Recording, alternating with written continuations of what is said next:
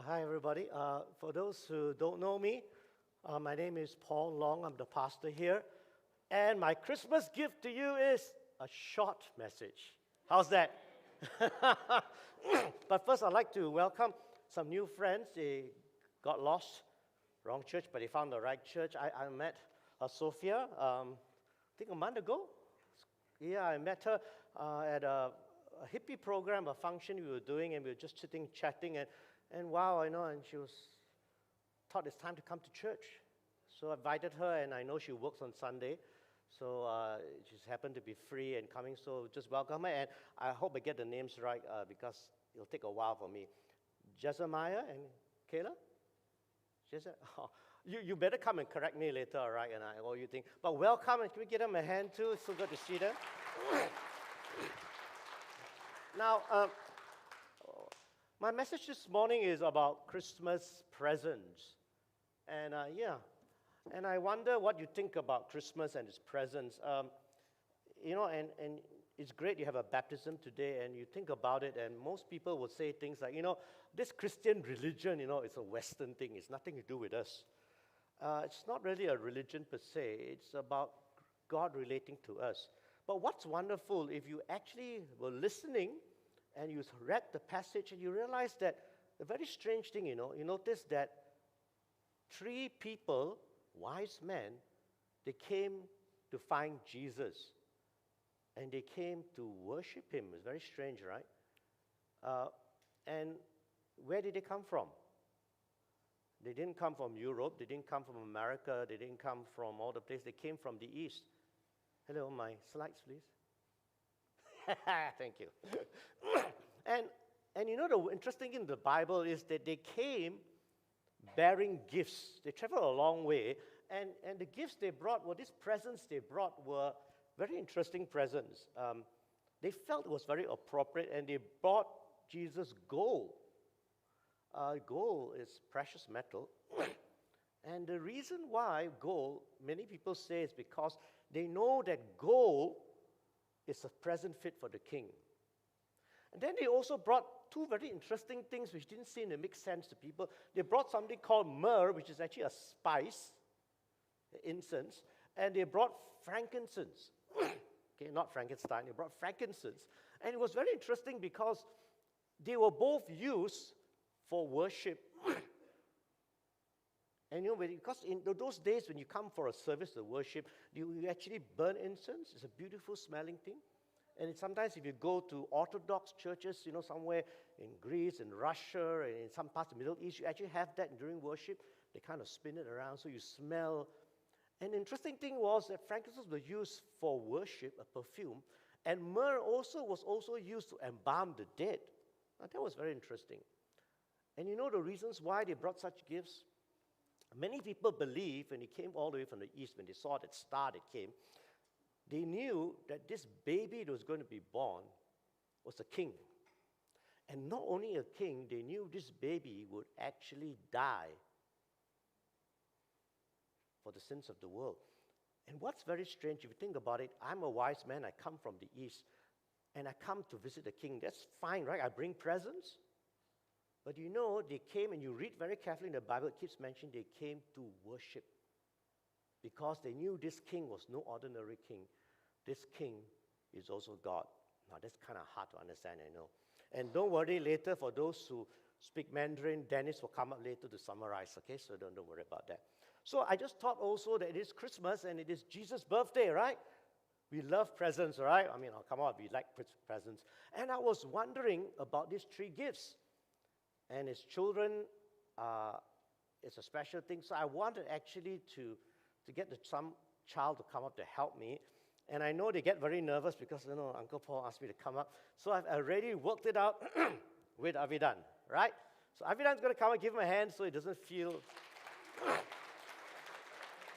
He's dressed so wonderfully. Okay, you just stand here and relax. I'm going to do something to show you. So I want to, because he's going to follow along with me later.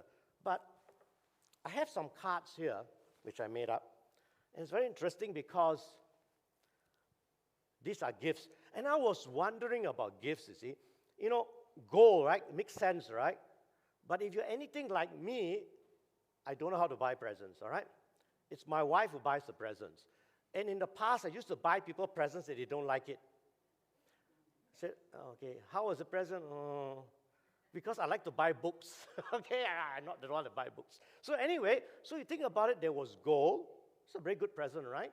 Because they were wise men, all right? So not like me. I'm not very wise. So, and there was frankincense, right? I did mention. Okay, you see the frankincense? Oh, can you just shoot back so they know what it is? Thank you. See, frankincense was used for perfume for worship. That's a good gift. Yep, we don't need that. There was myrrh, also a beautiful spice, right? It was used for worship and also for burial. Yeah, I can go back to the next slide, thank you. And so these were the gifts. Oh, okay. But I was wondering if I had to figure a gift to give to Jesus, it's his birthday, what would I get him? And you know, the crazy thing I thought about is they didn't have cars in those days, so I was thinking, camel's good, right? Because, you know, at least, they don't go on a donkey, right? So they could have a camel, and then they could move around. And maybe when he grows up, he could ride a camel, but probably not a great gift. And thinking of mothers, right? You know, mothers are good. The women are practical. They say, hey, baby needs diapers, they need milk, right? So I thought maybe, some people say maybe it's a bottle. But again, even if you give me all the ideas, if you're anything like me, you don't know what to choose. So we're going to play a little game, all right? Avidan's going to help me. And some people, we see when we shuffle the cards, and then we pick one, and there's one way people like to do it. It's called the down-under shuffle. Very Australian, right? Australian down under. But we're not Australians, and I don't like that the government, they went to Australia to work. We're teasing us. So we are Kiwis, we do things differently, so we don't talk about down under, we talk about under down. Okay, so this is what I'm going to do. You're going to follow along. So what I'm going to do to choose is I'm going to put the first one under, then I'm going to put it down. When you put it down means you don't want it. And then we put under, then we put it down, right? Then we put it under, oh man, it's boring. Put it down, and then under, then we put it one down, and then we under, and you put one down, and I've got one card left, right? And that's how I choose, honestly, But I wonder whether it's not a very good gift as a camel. Not a great gift. So it's a gift for a child, and sometimes children know better. And Avidan is also a person he's thinking about getting baptized soon, right? And he knows God. So we're going to mix up the cards, and you're going to do the same thing. We just in order. And what we're going to do is that you are going to pick a card, and we're going to follow the same thing. All right, so take the cards, and you're going to do it under, down, down. We don't want that. Under, down, under, down, under, down, under, down. And hold this one. Now, we're going to play a game. Together, what do you think he picked? Camel. I think Avidan knows better, and he picks the right gift for Jesus. Can you show everybody the gift? Oh, that's strange. Yeah, it's your heart. And I think Avidan's got the right idea because I think that's what Jesus wants, right? The best present is to give him is our heart. And thank you, sir. Yes, thank you very much. And when you think about your heart, I wonder how you feel. I think Jonathan was right, He mentioned, he definitely was right. Then when God came for everybody, he went to reveal himself to kings, the wise people, all the kind of big shot people, powerful, got money, and also to the people that didn't want.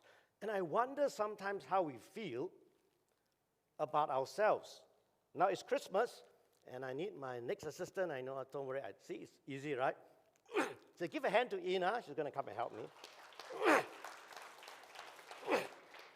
Do you know what this is, Ina? You can hold it, it's all right. It's called a bauble, or it's a Christmas ornament. And you buy it and you put it on Christmas trees. And it's great. And you can actually go to buy beautiful ones. In fact, Carl got me a beautiful ones, beautiful, got inside, there's lots of stuff inside. But those were made of some kind of plastic resin. This is the real deal. It's made of glass. And I think I like it because it represents life for me.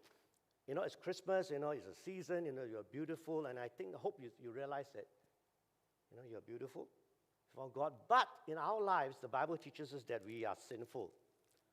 Okay, this is something you may want to help me, but I'm not sure you're going to do, but you better hang on. Maybe I should do this part. And that's why I'm putting in here, because our life is such as beautiful, so you know it's actually glass, it actually gets messed up.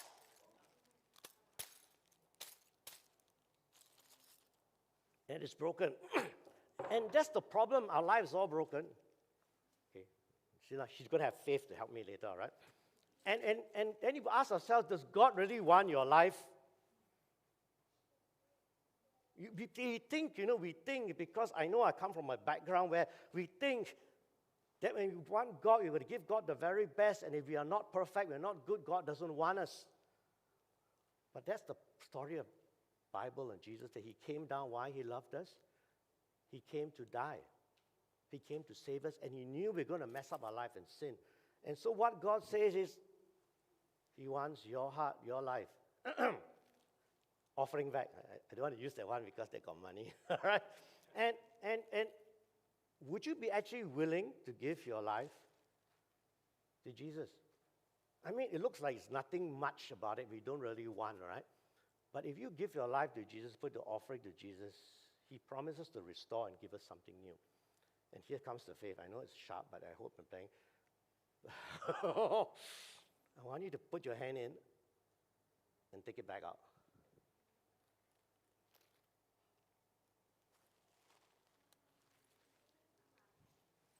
Thank you. And you know what's interesting? Yeah. Thank you, Lucas. Now, what happened is it gets restored. And the reason is, you can read here, it says love, because God loves us no matter what. Now, this is real glass, just that you know. But if you want, you can have it for your Christmas tree. And thank you very much, Ina. Now, the reason why I wanted to share this is because I really hope that you understand baptism doesn't save you. Hoa, Wen Kwang have come to know God. It was a struggle to want to commit your life to him. And if you think it's very easy to come out and publicly to get yourself soaked in the water and come out, and for Hoa said she's going to share and she's going to do it in English, it's not easy. And sometimes you feel, oh, I'm not good enough, but God says, yes, because I know you're not good enough. None of us are good enough, but he loves us. Would you give your life no matter what to me?